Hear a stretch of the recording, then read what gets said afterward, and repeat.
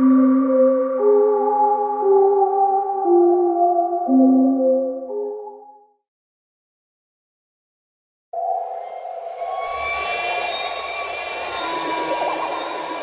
merci à tous les téléspectateurs de Kamel TV, ainsi qu'à tous les amoureux de la lumière, à tous les amoureux de la connaissance. Je suis Mbundakuna Toninga Mouginanga Mbapendana Nikopo Madibikinanga, votre vieux frère, Sa Majesté le Nazirien Djinganga. Je prends la parole cet après-midi pour coller un tout petit peu avec l'actualité. Il semblerait que l'actualité la plus friande actuelle du monde, ce n'est plus la guerre en Ukraine, mais plutôt un sommet qui se tiendrait du côté des États-Unis et où les chefs d'État africains sont appelés à partager avec les responsables américains. Ceci nous pose un problème.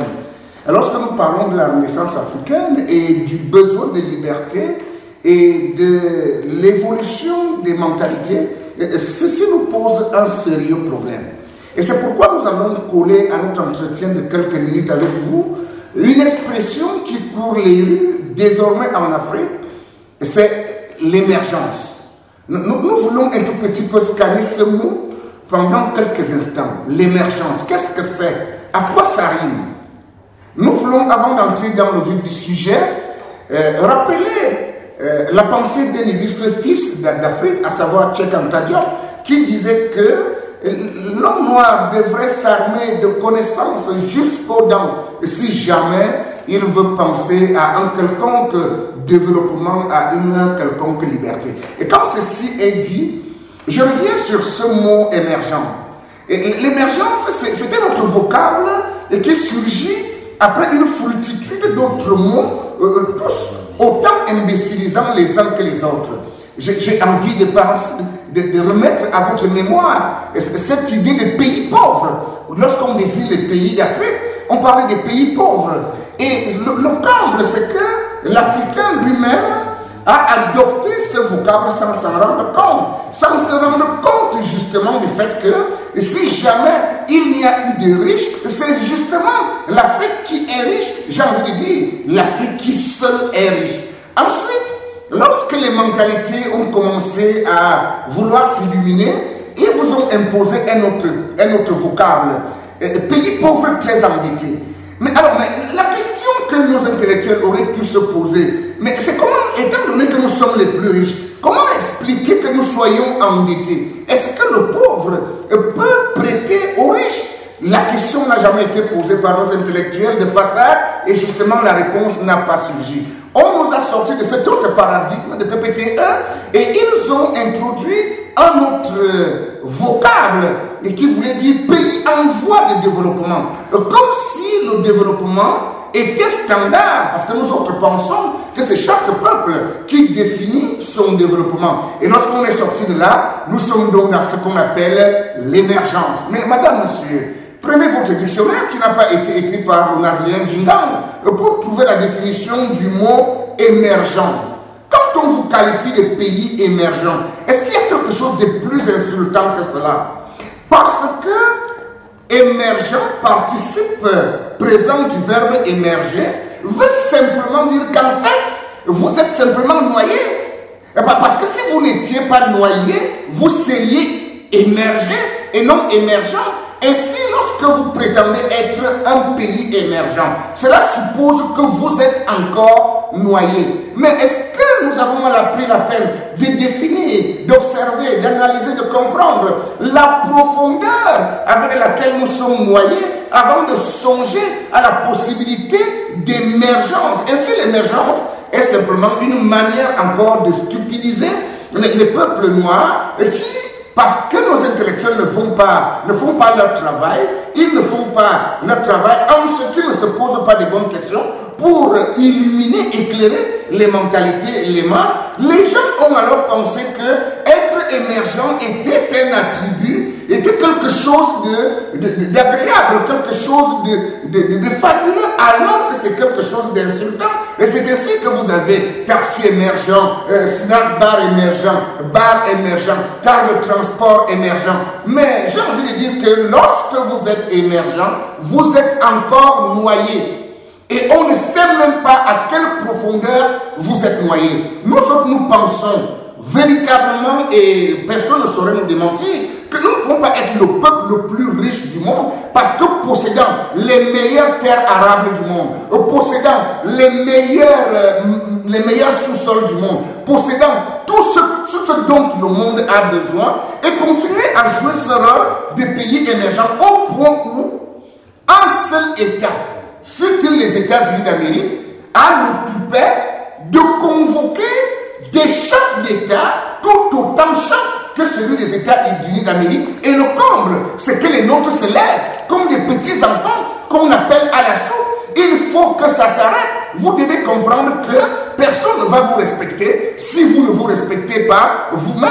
Je ne vois pas ce qu'un pays comme celui à partir duquel je parle au Cameroun a envie aux États-Unis d'Amérique. Je voudrais rappeler à la conscience universelle et africaine que est-ce que nous avons oublié que pour les États-Unis qui prétendent aujourd'hui vous proposer des biens, vous proposez des contrats juteux. Mais est-ce que vous avez oublié qu'ils ont massacré 150 millions d'autochtones pour s'installer dans ce pays? Comment peuvent-ils les avoir assassinés? Et vous prétendez qu'ils peuvent vous vouloir du bien? Non, il n'y a pas de bien d'un État à attendre d'un État. Un géant, monsieur, je pense qu'il s'agit de Gaulle, n'a cessé de vous rappeler en son temps, et le discours est resté probant. Il disait: les nations, les États n'ont pas d'amis, les États n'ont que des intérêts. Il va falloir qu'à un moment donné, le peuple africain, et s'il se veut véritablement digne, apprenne à se faire respecter en posant ces conditions, parce qu'en fin de compte, ce n'est pas nous qui avons besoin des autres, c'est les autres qui ont besoin de nous. Et nous autres chefs traditionnels pensons que trop c'est trop, et qu'à un moment donné, il va falloir que quelque chose soit fait, que quelque chose soit manifeste, et que nos chefs arrêtent de jouer des larbins au point où ils vont aller s'asseoir devant un autre chef, fut-il celui des États-Unis d'Amérique, qui n'ont de leçons à donner à personne, que ce soit des leçons de morale, que ce soit des leçons de démocratie, que ce soit des leçons de gouvernement. Nous n'avons absolument rien à copier, à envier, nous n'avons absolument rien à demander à ces gens. Il me semble qu'en tout temps, c'est eux qui devraient se mettre à genoux devant l'Afrique mère, parce que tout part d'ici, que ce soit la connaissance scientifique, que ce soit la connaissance spirituelle, que ce soit la richesse matérielle, tout part, tout est parti et tout continue à partir de l'Afrique. Il faut donc que, il me semble que lorsque l'Africain attend que valeur lui soit apportée, lui soit manifestée par l'étranger, eh bien, il va continuer à ressembler à un mendiant qui est assis sur une montagne de diamants. Parce que, voyez-vous, vous ne pouvez pas être détenteur de tout ce dont les autres ont besoin, et c'est vous qui êtes obligé d'aller chez les autres pour négocier je ne sais trop quoi. Est-ce que l'adage n'est pas connu de tous que celui qui veut voir le pape va à Rome? Eh bien, tu veux mon manganèse, c'est toi qui viens chez moi et tu viens supplier, tu ne viens pas avec des galons, je te les enlève. Il va falloir que l'Afrique commence à comprendre les enjeux, parce que si rien n'est fait, cela peut paraître raciste, mais non, il n'y a rien de raciste. Les autres appellent cela de la réelle politique. Il n'y a rien de raciste. Les États-Unis d'Amérique, qui aujourd'hui passent pour des gendarmes du monde, nous nous rappelons ce qui s'est passé en Irak.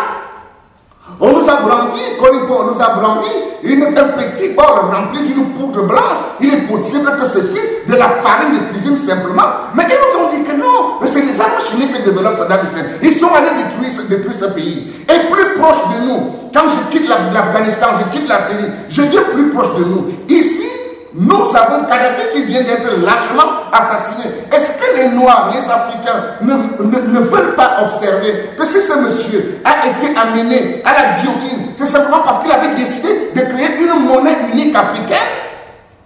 Il faut qu'à un moment donné, on apprenne à se poser des bonnes questions. Parce que lorsque la question est mal posée, la réponse ne nous sera jamais utile. Afrique, de quelle émergence parles-tu? C'est toi qui fais émerger les autres. Comment expliquer qu'on ait besoin de t'émerger? L'Afrique n'a pas besoin de financement. Non, non, nous n'avons absolument pas besoin de financement.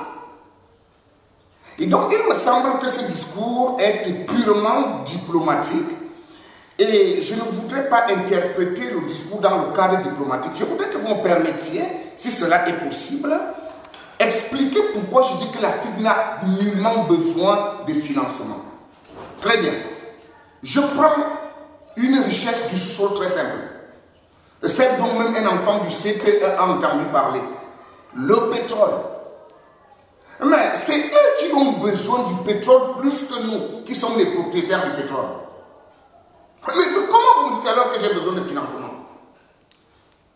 Il est question que j'apprenne à fixer moi-même le prix de mon pétrole. C'est aussi simple que ça. C'est autant d'aberrations que nous ne comprenons pas avec permettez-moi l'expression, ce machin qu'on appelle relations internationales. Mais je ne peux pas avoir ma banane et c'est toi qui fixes le prix. Et il me semble qu'à la limite, ce sont les propriétaires de bananes qui devraient se rassembler en étant des individus qui voudraient défendre leur corporation et fixer le prix de la banane. Et quiconque veut notre banane va l'acheter à notre prix. Or, je ne peux pas citer un pays, mais tout le monde va savoir de quel pays il est question. C'est un pays qui n'a absolument rien dans son sous-sol que de l'eau impure. Mais s'il vous plaît, ce pays passe quand même pour être l'une des 5 premières réserves d'or du monde. Comment expliquer cela? Il n'y a pas un grand or dans le sous-sol de la France, mais j'ai cité la France. Comment peuvent-ils être parmi les 5 plus grandes réserves d'or du monde? Comment ce pays, parce que je l'ai déjà cité, peut se targuer d'être un pays possesseur de la bombe atomique?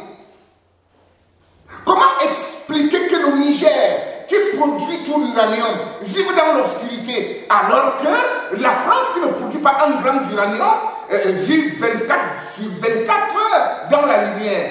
Vous comprenez qu'en réalité, il ne suffit que le peuple africain réalise, parce que je vais parler ici comme la sagesse africaine le veut. Dans la langue de ma mère, on dit et c'est-à-dire que quand vous êtes détenteur de quelque chose dont vous ne mesurez pas la valeur, c'est les autres qui en profitent. Il est donc question que l'Africain commence à se réveiller. Parce que si jamais quelqu'un devrait avoir la bombe atomique, ben c'est nous. Parce que c'est nous qui avons la matière qui permet d'atteindre cela. Nous partons acheter, je vais prendre à tout hasard un exemple, le téléphone. À quel prix nous l'achetons? Mais à quel prix est-ce qu'ils viennent acheter la matière avec laquelle on va construire le téléphone? Donc il me semble que l'Afrique n'a besoin d'aucun financement. Je pense que le chef d'État camerounais, ce n'est pas ce qu'il voulait dire. Mais eux-mêmes comprennent le langage diplomatique. L'Afrique possède toutes les terres rares du monde.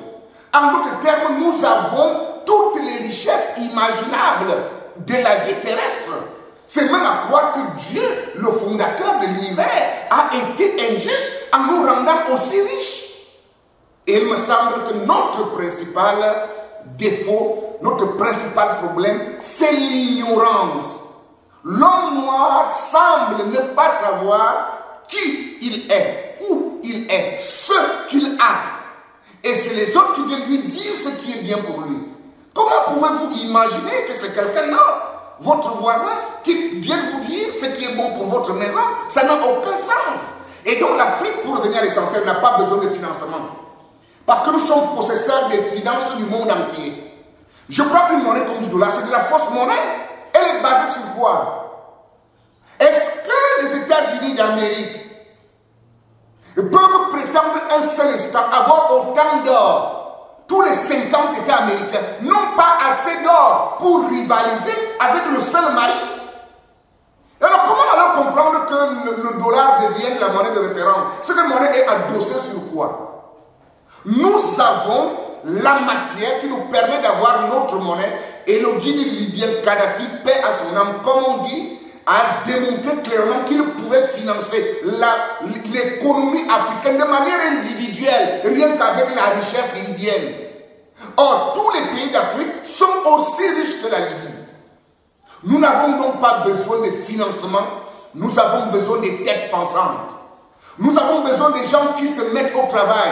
Nous avons besoin des gens qui disent ça en est assez. Nous avons besoin des gens qui disent qu'il faut que ça s'arrête. Nous avons besoin des gens qui disent non. Nous avons besoin des gens qui disent ce qui est à nous est d'abord à nous. Il n'est pas question, l'Amérique ne peut rien prêter à l'Afrique parce que l'Amérique est un pays pauvre. Je ne sais pas si je l'apprends à vos téléspectateurs, l'Amérique vit avec les impôts qu'ils vont percevoir dans plus de 30 ans. Si ce n'est pas un pays pauvre, très endetté, qu'est-ce que c'est? Et c'est des gens comme ça qui vont nous prêter de l'argent? Ah ben non, c'est pas possible. Il suffit que le Cameroun exploite lui-même seulement son or pour racheter toute la dette africaine. Et chaque État africain est capable de faire cela parce qu'il n'existe pas de pays pauvres dans ce continent. Nous n'avons aucun financement à attendre de l'Amérique. C'est l'Amérique qui doit venir à nos portes à genoux, supplier, parce que si nous avions une monnaie commune en Afrique, elle serait la plus puissante monnaie du monde jusqu'à l'éternité, parce que nous avons la matière sur laquelle nous pouvons adosser notre monnaie. Donc nous n'avons besoin d'aucun financement. Je pense que la chose dont nous avons besoin, c'est de prendre nos intellectuels et de les mettre dans de l'eau de Javel pour bien les nettoyer. C'est plutôt une injure. C'est plus qu'un contraste. C'est une injure. Et c'est pourquoi je continue à tirer sur nos intellectuels. Parce que c'est à eux le devoir d'éveil des mentalités. En réalité, l'adage est connu de tout le monde. La main qui nourrit est celle qui commande. Et comment expliquer justement que l'Union européenne, qui est nourrie par l'Afrique, vienne nourrir l'Afrique? Ça n'a aucun sens. Parce qu'en réalité, nous n'avons, comme je l'ai déjà dit, tenez, le problème est le suivant. Vous ne pouvez pas permettre que votre porte-monnaie soit géré par votre voisin, fût-il l'homme le plus intelligent, fût-il l'homme le plus honnête. Alors, comment voulez-vous que des peuples, pour prendre ceux du précaré français, puissent s'en sortir quand c'est leur ennemi, et je ne mets pas ennemi entre guillemets, qui fabriquent leur monnaie? Ça n'a aucun sens. La souveraineté d'un État commence par la monnaie est un instrument de souveraineté. Comment voulez-vous avoir la liberté quand votre monnaie est en prison? La deuxième souveraineté d'un État, ce sont ses ports, les ports et les aéroports. Mais c'est une honte que nous puissions réaliser, qu'on confie nos aéroports à des étrangers. Mais alors, comment vous allez pouvoir contrôler vos entrées douanières quand c'est les étrangers qui gèrent cela? Donc, en réalité, cela, comme vous le dites, paraît être un paradoxe. Et comme je l'ai dit, je le répète, c'est une injure. Il est question d'arrêter cela. La monnaie n'est rien de difficile à fabriquer. La monnaie, c'est du papier. C'est une simple représentation d'une richesse qui existe réellement. Et donc, à partir du moment où vous n'avez pas le contrôle de cet instrument de change qu'on appelle la monnaie, quelque effort que vous puissiez faire, vous n'allez pas vous en sortir. Dois-je vous rappeler ce qu'un certain pays colonisateur a fait à l'ancienne Guinée de Sékou Touré lorsque ce monsieur a décidé de se débarrasser du joug colonial? Eh bien, vous allez comprendre que les autres ont alors parfaitement compris ce que nous autres disons sans comprendre. Diviser pour mieux régner. Parce que le jour où l'Afrique va faire bloc, et où les petites individualités vont disparaître, où chacun veut être un président de je ne sais trop quoi, et ne se rende pas compte que la mouvance mondiale est au rassemblement des grands blocs. Le jour où l'Afrique va comprendre et non pas simplement le dire, parce que c'est avec les mots que nous disons que l'union fait la force. Mais où est l'Union africaine? Où est l'Union africaine? Et aussi longtemps qu'il n'y a pas d'Union africaine, mais comment voulez-vous qu'on soit fort? Et quand vous n'êtes pas fort, les forts font de vous ce qu'ils veulent. Je vous prends à titre d'exemple un petit pays de l'OTAN qui n'est même pas encore de l'OTAN, l'Ukraine. Vous savez combien des milliers de milliards de dollars on a déjà déversé en moins d'un an à ce pays pour faire la guerre? Quand vous prenez cet argent, ça ne vaut même pas à 1 centième de ce qu'ils prétendent pouvoir donner dans ce que vous appelez l'aide au développement. Non, ce qu'on vous apporte, c'est de l'aide au sous-développement. Il faut que nous apprenions à nous développer par nous-mêmes. Nous ne pouvons pas attendre. Je suis un peu à l'étroit de réaliser que certains de nos frères chantent que la Russie viendra nous sauver, que la Chine viendra nous sauver. Mais non, il n'est pas question de cela. Il est question comptable sur des partenariats exacts d'État en État. Et nous avons de la matière à négociation parce qu'en fait de compte, nous n'avons pas besoin des autres. C'est les autres qui ont besoin de nous. Alors, dire que la France, l'Occident va financer l'aide au développement en Afrique, pour moi, ce n'est pas un paradoxe, c'est une injure. Je ne vous le rappelle pas, vous savez tous que c'est la Chine qui a construit le siège de l'OUA. Mais c'est quoi ce truc-là? C'est quoi ce truc? Que 50 États africains ne sont pas capables de se construire une représentation et qu'on ait besoin d'un État. Est-ce que je dois rappeler, ne serait-ce que géographiquement, que l'Afrique à elle seule, c'est plus de 30 millions de kilomètres carrés? C'est comme si tu prends les États-Unis, la Chine, toute l'Europe occidentale mélangée et l'espace reste pour ajouter même l'Inde. Et c'est nous qui sommes appelés à faire les mendiants? Non, ce n'est pas possible. Donc, cette histoire à laquelle vous faites allusion, il n'y a pas d'aide. D'ailleurs, ce qu'on appelle aide aux yeux du peuple, c'est un crédit. Et c'est une dette que vous ne parvenez jamais à payer. Il faut que ça s'arrête. Je suis de ceux qui, comme Thomas Sankara, disaient, nous ne devons rien et nous ne payerons rien. Notre jeunesse passe le temps dans les bars. Comme le disait Fatima, on ne peut pas développer un pays avec des sous-là. Il faut se mettre au travail. Or, pour se mettre au travail, il faut se réapproprier son identité. Parce que vous allez observer avec moi que, malheureusement, l'homme noir semble avoir honte d'être noir. Et permettez-moi de vous le citer dans la langue de ma mère. Et ce qui est une aberration, une incompréhension, quelque chose d'assez saugrenu. Lorsque vous avez un enfant dans la langue de ma mère qui a réussi, on dit qu'il est un blanc, mais ce n'est pas possible. Mais jamais le blanc n'a réussi si ce n'est pas volé. Alors, il va falloir que nous retrouvions notre dignité. Elle commence par la réappropriation de notre histoire. Commençons à l'école à enseigner nos héros à nos enfants. Ne pas permettre que c'est l'Occident qui vienne dire à nos enfants que Oumou était un maquisard. Il faut que nos enfants sachent que Oumou était un nationaliste et qu'il menait une guerre indépendantiste afin qu'ils en soient fiers et qu'ils puissent se réapproprier le combat de ces Oumou, de ces Kwame Nkrumah, de ces Douala Mangabel, et qu'ils comprennent l'importance de leur combat et qu'ils se l'approprient pour qu'on puisse dire plus jamais ça. Et lorsqu'on aura retrouvé notre identité et notre fierté, alors nous pourrons regarder les autres en face. Nous ne pourrons plus aller dans ce concert de nations avec ce complexe d'infériorité qui fait que 50 chefs d'État prennent des avions avec tous les risques que cela comporte pour aller rencontrer un petit seigneur chef d'État des États-Unis. Ça n'a pas de sens. Vous allez m'excuser mon ton. En réalité, si vous me demandez si je suis en colère, je vous dirai non. Je ne suis pas en colère, je suis très en colère. Mesdames et messieurs, fidèles téléspectateurs de notre chaîne Kemet TV, dont le but fondamental est de vous resituer dans votre élément de fond, vous redonner votre dignité, vous redonner votre personnalité. Alors, je voudrais espérer que nous aurons une autre possibilité de nous entretenir.